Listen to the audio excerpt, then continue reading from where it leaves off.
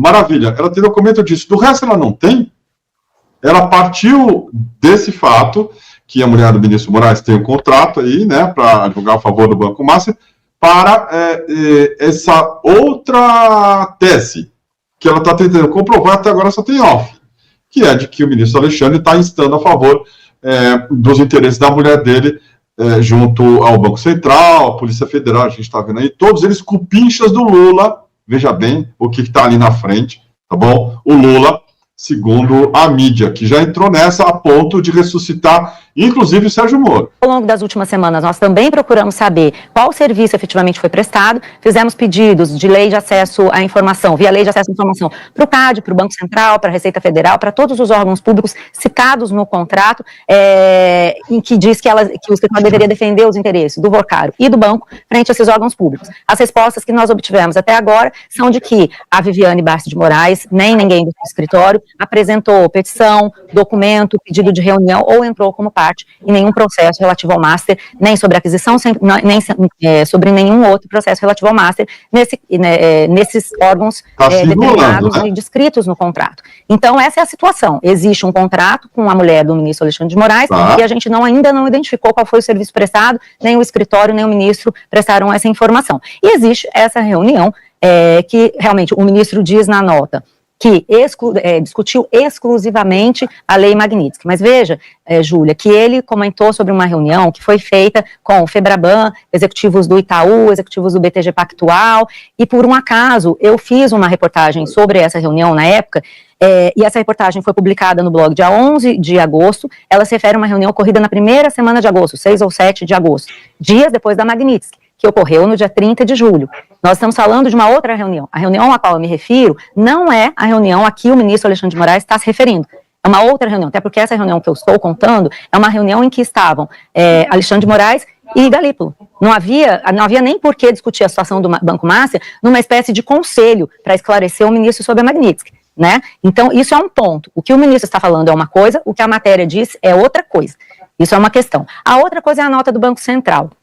O Banco Central tem uma nota de 1 linha e meia dizendo que confirma reuniões sobre a Magnitsky. Não informa quais foram as datas, quantas reuniões foram elas e nem nega que tenha sido discutida a questão do Banco Master. Pelo contrário, Júlio, o que a gente viu nos últimos dias foram diversas reportagens, uma delas inclusive dizendo que o presidente do Banco Central nega em off ter recebido pressão. Nega em off. O que é nega em off para o nosso assinante entender? Ele procura um jornalista e diz para o jornalista que não aconteceu pressão, mas não quer que digam que foi ele que falou isso. Não dá... É exatamente o que ela faz, né?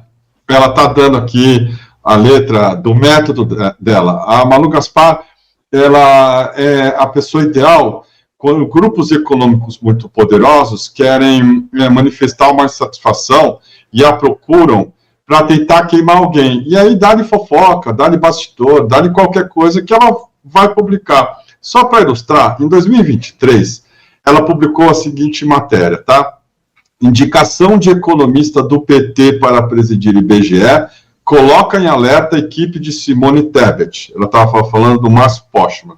Aí a matéria diz assim: dentre as várias mexidas previstas para as próximas semanas na estrutura do governo Lula, uma em especial está tirando o sono da equipe da ministra Simone Tebet do Planejamento, e não tem nada a ver com a entrada do Centrão no governo.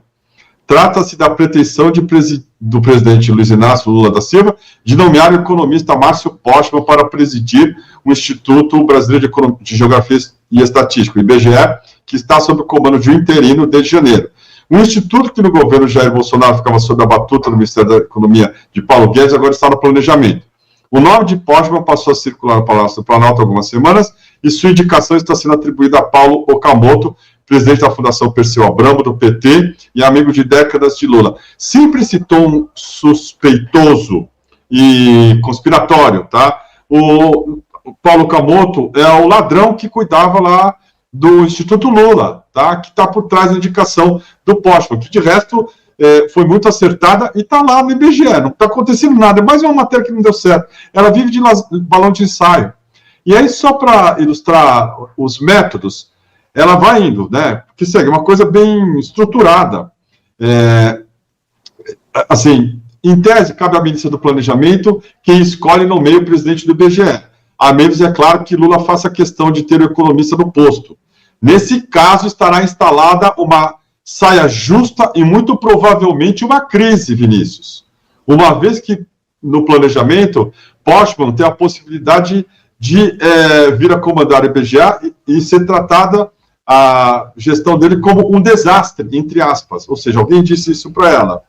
E aí, finalmente, nem o Centrão conseguiria apresentar um nome tão ruim, nem o próprio PT, diz o integrante do planejamento. Começou. Não tem uma fonte on, mas a gente sabe quem é. É o pessoal da Simone Tebet, nesse caso. Quem manda o Postman. Quem manda o Postman. Que, porra, a gente viu depois, teve editorial do Globo, quem manda o Postman, que é considerado um desenvolvimentista, se todo tipo de balela que a gente imagina que se atribua a alguém para destruir uma instituição, bota lá no Postman. Conheço? Não conheço, mas vamos ouvir as fontes aqui que interessam, que querem queimar o Postman. E aí ela segue ainda, tá? Dá um pau no cara. Desenvolvimentista e heterodoxo da escola da Universidade de Campinas, Postman é considerado por alguns auxiliares de Tebet como um, aspas, terraplanista econômico. Ele foi presidente da Fundação Perseu Abramo e do Instituto Lula, fez parte da equipe de transição e também foi presidente do Instituto de Pesquisa Econômica Aplicada, o IPEA. Sua gestão no IPEA foi tumultuada por polêmicas e disputas com o corpo técnico em razão de acusações de aparelhamento político e dirigismo ideológico dos trabalhos e até mesmo dos concursos para a contratação de novos servidores. Mais uma vez, fofoca, não tem um caso. Então, tudo bem, vamos lá. A gestão dele foi tumultuada no IPEA, beleza. Vamos citar um caso concreto? Ele demitiu 25 pessoas numa tarde que ele estava muito louco. Não tem. Não tem. E aí segue aqui. Para auxiliares da Tebet, uma eventual nomeação de Postman para o IBGE, aspas, de novo, iria na contramão de tudo que foi feito no Ministério desde o início do governo. É tudo off, Vinícius. É tudo ilação, cara. É tudo fofoca. Não tem um fato concreto.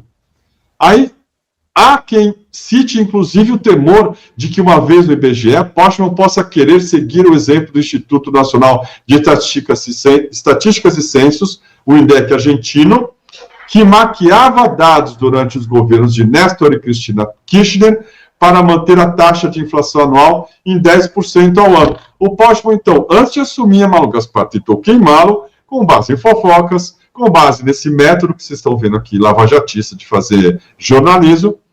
E, finalmente, o terror. Ele ia instaurar o kirchnerismo, o estilo kirchnerista lá no IBGE, para maquiar os dados da inflação.